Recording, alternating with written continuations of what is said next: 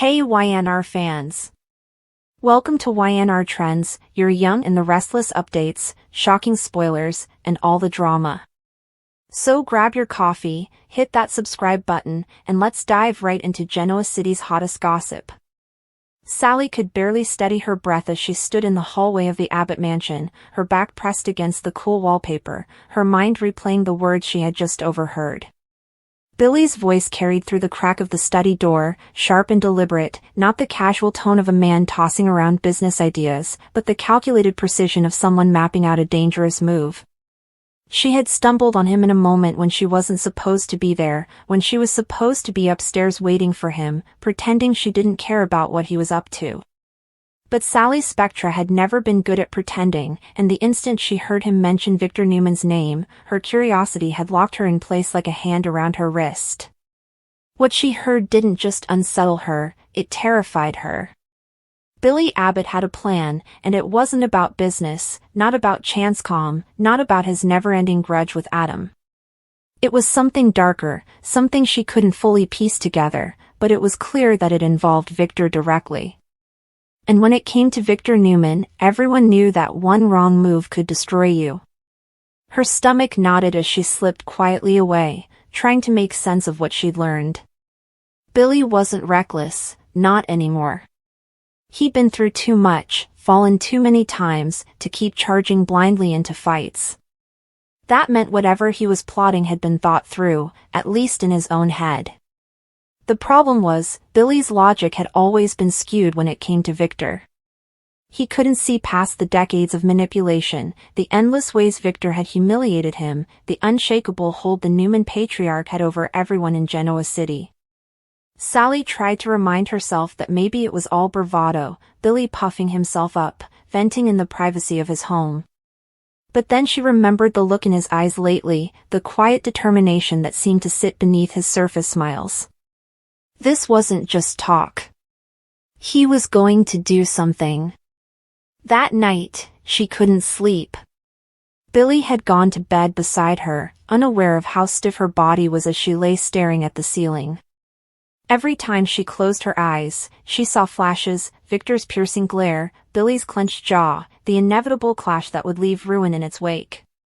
Sally was no stranger to chaos, her life had been nothing but a string of missteps and wild chances. But this was different. This wasn't just her career on the line or her reputation in the tabloids. This was Victor Newman. And if Billy really was planning to strike against him, then Sally knew she'd get pulled into the storm whether she wanted to or not. She had clawed her way into a fragile sort of stability, a place in Genoa City where she mattered, where people took her seriously. She couldn't afford to lose it, not because of Billy's obsession. By morning, she resolved to confront him, but the words wouldn't come. Billy had that infuriating way of disarming her, making her feel both seen and dismissed at once. When she cautiously brought up Victor's name over coffee, he brushed it off with a grin, teasing her about her sudden interest in Newman affairs. He made it sound like she was being paranoid, like she had misheard, like he was only talking business. But she knew what she had heard. He was planning something, and he wasn't going to tell her about it. That was when the real panic set in, not because she couldn't stop him, but because she didn't know what he was capable of doing. Later that week, the news broke like a thunderclap across Genoa City: Victor's body had disappeared. It was impossible, unthinkable, and yet it was real. The great Victor Newman, who had been declared dead just days earlier, whose memorial had already been whispered about in hushed tones, was gone.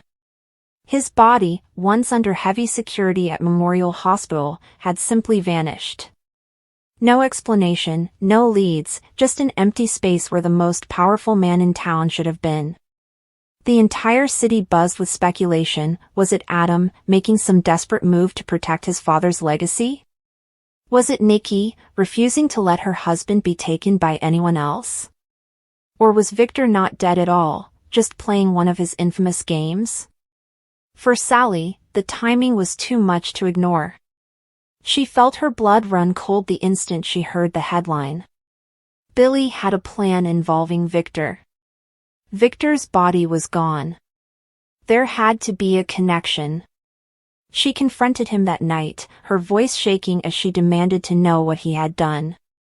Billy swore up and down that he had nothing to do with it, that he hadn't even been near the hospital, that she was letting her imagination get the better of her. But his denial wasn't enough to ease her fear. She had seen the flicker in his eyes, the guarded tension in his shoulders. Billy was hiding something, and the truth was far more dangerous than anything she had guessed. Sally's panic turned into a constant hum in her chest, a restless energy that wouldn't let her focus on anything else. She found herself following Billy without meaning to, watching him take secretive phone calls, disappearing for hours with flimsy excuses. Each lie piled on top of the next until she couldn't breathe under the weight of them. Every whisper in town about Victor's missing body sounded like a warning bell meant for her. And though she tried to convince herself she wasn't directly involved, she knew better. By staying silent, by staying close to Billy, she was already implicated. If Victor's disappearance turned out to be part of Billy's scheme, then she would go down with him. But the question that gnawed at her most wasn't whether Billy was guilty. It was whether Victor was truly dead. The man had cheated death so many times before, always re-emerging with that smug look, always teaching his enemies the same lesson: never count him out. What if this was no different? What if Billy had walked straight into one of Victor's traps, and Sally, by extension, had been dragged into it too? The thought made her skin prickle. She wasn't just scared for Billy anymore, she was scared for herself. The quiet hum of the Genoa City morgue was a stark contrast to the storm raging within Sally's spectra. The sterile, chilled air, usually a bastion of clinical detachment, felt suffocating, thick with a horror that was both intimate and unimaginable. She had come seeking answers, a final, grim confirmation to quiet the relentless, screaming questions in her mind. Instead, she found a void. The slab where Victor Newman's body had lain was empty.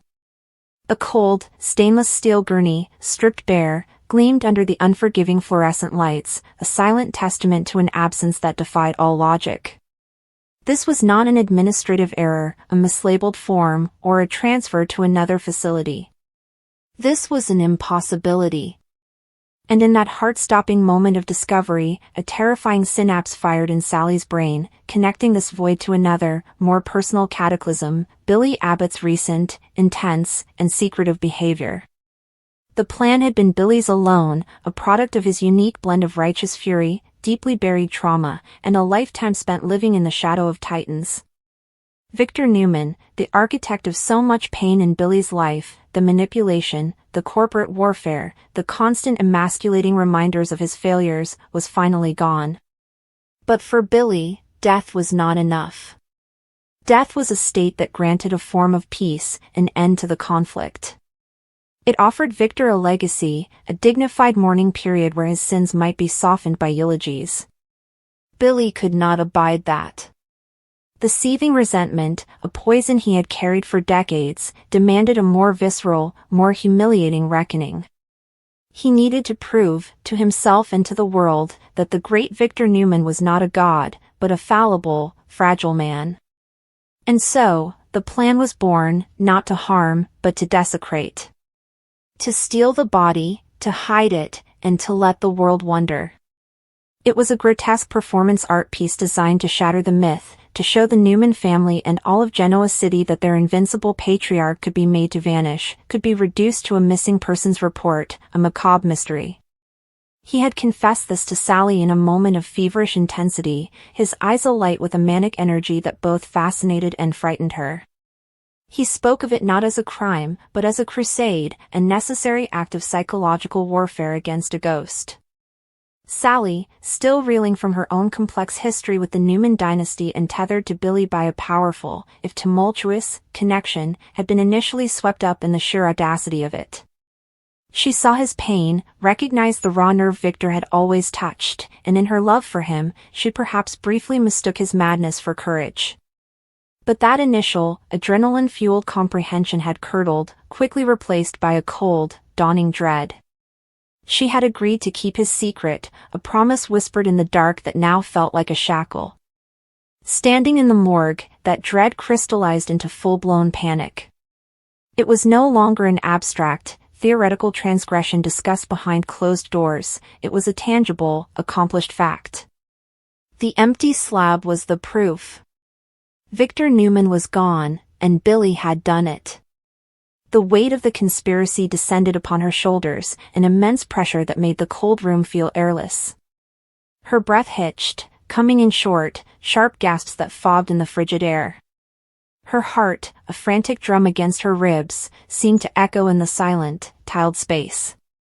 This was no longer about Billy's vendetta or his unmet psychological needs, this was about the consequences. The sheer, monumental scale of what he had done unfolded before her like a nightmare. Her mind became a kaleidoscope of terrifying images. She saw the Newman family, Nikki, Victoria, Nick, Adam, their grief twisted into a frantic, horrified confusion. A natural death was a tragedy to be endured, a disappearance of the body was a violation that offered no closure, only a perpetual, open wound. She imagined the police investigation, not as a mere formality but as a massive, relentless machine. There would be cameras, questions, forensics teams. Every person with a grudge would be scrutinized. And Billy, with his very public and volatile history with Victor, would be at the very top of that list. His manic energy would not read as grief or confusion to a seasoned detective, it would read as guilt. The panic then turned inward, becoming deeply personal and selfish in the most primal way. She was an accomplice. She knew. By keeping his secret, she had become a part of it. Her career, her fragile standing in Genoa City, her future, all of it was now jeopardized for a cause she did not believe in. This wasn't a stand against corporate evil, it was a deeply personal and profoundly stupid act of revenge that would inevitably unravel. And when it did, the collateral damage would be immense. It would destroy Billy, certainly. It would shatter his already complicated relationship with his children, with his brother, with the entire Abbott family. It would vaporize any last shred of respect the business community had for him. And it would drag her down with him. Their relationship, a fragile vessel already navigating treacherous waters, would not survive this. It would be sunk by the weight of the secret, by the resentment, by the inevitable blame that would come when the world discovered the truth. This internal panic was compounded by a terrifying uncertainty. Where had he put it? The question echoed in her mind, each iteration more horrifying than the last. Billy was not a criminal mastermind, he was a man acting on impulse and emotion. He was capable of brilliant marketing campaigns and emotional manipulation, but he was not capable of disposing of a body with cold efficiency. The potential for a mistake was astronomically high. Had he hidden it somewhere it could be easily found? Had he involved someone else, another loose thread that could unravel everything? The lack of control, the complete ignorance of the details, fueled her terror. She was tied to a runaway train, blindfolded, with no idea of the precipice that lay ahead. The silence of the morgue was suddenly deafening, broken only by the frantic rhythm of her own pulse in her ears. She had to get out. Stumbling back, her hand flew to her mouth, stifling a cry that was part gasp, part sob. The clinical white of the walls seemed to close in on her. She fumbled for her phone, her fingers trembling so violently she could barely navigate the screen. She had to talk to him. She had to make him see. But what would she say? The words they had exchanged before were now rendered obsolete. This was no longer a plan, it was an executed reality. Her plea would no longer be "don't do this," but "undo this. Put it back." And she knew, with a sickening certainty, that it was impossible. There was no putting it back. There was no undoing this. The die was cast. The drive away from the morgue was a blur of distorted streetlights and echoing thoughts. Every siren was a sign that the investigation had already begun. Every glance from a passerby felt accusatory. The panic had settled from a sharp, stabbing pain into a low, throbbing ache of perpetual anxiety. She felt utterly alone, trapped in a glass box with her terrible knowledge, able to see the world outside moving normally but completely severed from it. Her love for Billy was now in a vicious battle with her sense of self-preservation and her basic understanding of morality. To support him was to endorse an act of profound cruelty. To condemn him was to betray him utterly and ensure his destruction. This is the exquisite torture of Sally's position. She is not a passive observer but an active participant through her silence. Her panic is the human response to the collision of loyalty and catastrophe. She sees the path ahead with a clarity that Billy, in his self-righteous haze, has completely lost. She sees the newspaper headlines, the police lights reflecting in the windows of the Abbott house, the devastated face of Victoria Newman, a woman she has clashed with but who is still a human being facing an unthinkable horror. She sees Jack Abbott's disappointed fury, the dissolution of the Abbott family unity in the face of such an unconscionable act. She sees herself, cast as the villainous accomplice, the femme fatale who stood by while the town's most powerful figure was subjected to a final, ultimate indignity. The disappearance of Victor's body is, on its surface, a physical mystery. But the true drama, the profound psychological exploration, lies in its effect on those involved. For Sally, it transforms her world into a prison of fear. It forces her to confront the darkest aspects of the man she loves and the lengths to which she will go for that love. Her panic is the first tremor of the earthquake that Billy has unleashed, a quake that will not only threaten to bury him but everyone who stands too close. It is the terrifying realization that some lines, once crossed, cannot be uncrossed, that some secrets are too heavy to bear, and that an act intended to diminish a dead man's legacy may ultimately erase the future of the living. The empty space on the morgue slab is mirrored by the empty, sinking feeling in Sally's soul, a void where her sense of security and her hope for a sane resolution used to be, leaving only the chilling certainty of impending ruin.